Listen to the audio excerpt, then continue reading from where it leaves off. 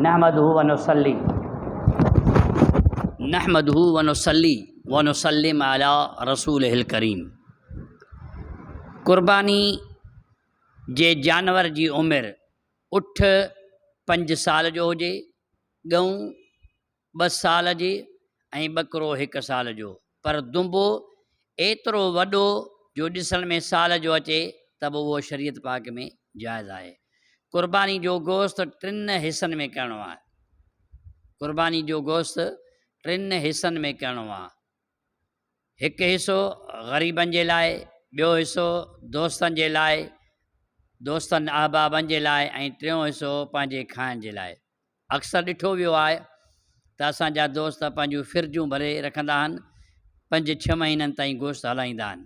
कंहिं पाड़े ओड़े मिसकीन ग़रीब खे गोश्त उज़ा जो अदा न कंदा आहिनि, पर मुंहिंजे महबूब करीम अलैहिस्सलातु वस्सलाम फरमायो त गोश्त खे तव्हां उज़ा जे गोश्त खे 3 हिसनि में तक़सीम कंदा कयो। 1 हिसो ग़रीबनि जे लाइ, ॿियो हिसो दोस्तनि अहबाबनि जे लाइ, ऐं 3हों हिसो पंहिंजे खाइण जे लाइ कंदा कयो। ऐं अक्सर माण्हू असांजे हिन सिंध जे अंदरि ॾिठो वियो आहे त पंहिंजी उज़ा जो ढोर कुर्बानी कंदा आहिनि। त मिसलन हिन साल मूं पंहिंजे तरफ़ां कई, ॿिए साल वरी मां पंहिंजी घरवारी जे तरफ़ां कई, 3 साल चाचे जे नियत, 4थे साल बाबे जे नियत। ईअं शरीयत पाक में हुकुम न आहे। हुकुम इहो आहे मुंहिंजे लॼपाल सुहिणे नबी जो त जेकॾहिं अगरि को शख़्स उज़हा करण जो इरादो रखे थो त पहिरियों ज़िंदह जे मथां आहे, मुर्दे जे मथां न आहे। ज़िंदह जेको जहिड़ो आहे उन जे मथां इहा उज़हा वाजिबु आहे। जेकॾहिं अगरि को ॿियो शख़्स भली ज़िंदह ई हुजे, पर जेकॾहिं करण जो इरादो रखे थो त मां उज़हा कयां, ॿिए जी बि कयां, त शर्त इहो आहे त पहिरियों पंहिंजी करे पोइ हुनजी करे, माना 2 पतियूं कंदो। वॾे ढोर में 2 पतियूं कंदो, जे अगरि छेलो करे त 2 छेला कंदो। ईअं न त हर साल हिकिड़े साल मां पंहिंजी कई, ॿिए साल बाबे जी कई, 3 साल फलाणे जी कई, 4थे साल फलाणे जी।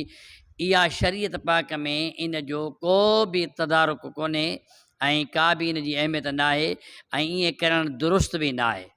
लिहाज़ा हुकुम ईअं आहे त जेकॾहिं हर साल घर जो जेको साहिब निसाब वारो आहे हर साल पंहिंजी कंदो अचे, पर जेकॾहिं हुनखे अलाह सुञातो आहे, माल मिल्कियत आहे, त पोइ जेकॾहिं हुनजो इरादो थियो आहे त मां पंहिंजे घर वारनि जी बि कयां, त पहिरियों पंहिंजी करे पोइ पंहिंजे घर वारनि जी करे, चाहे पुट जी करे, धीउ जी करे, घरवारी जी करे, अम्मा जी करे, माना 2 पतियूं कंदो, हिकिड़ी पती में न। ईअं न त हर साल हिकिड़े साल हिकिड़े जी, ॿिए साल बि, ईअं बिल्कुलु दुरुस्त न आहे, जाइज़ न आहे। हुकुम ईअं आहे त 2 पतियूं कंदो, पहिरियों पंहिंजी, शर्त आहे पहिरियों पंहिंजी करे पोइ पंहिंजे अज़ीज़ कंहिं रिश्तेदार जी करणु हुज़ूर अलैहिस्सलातु वस्सलाम जो फ़रमान आलीशान आहे। दुआ कयो त अल्लाह ताला असांखे हुज़ूर अलैहिस्सलातु वस्सलाम जे नक्शे क़दम ते हलण जी तौफ़ीक़ अता फ़रमाए। आमीन बिजाह नबी आमीन।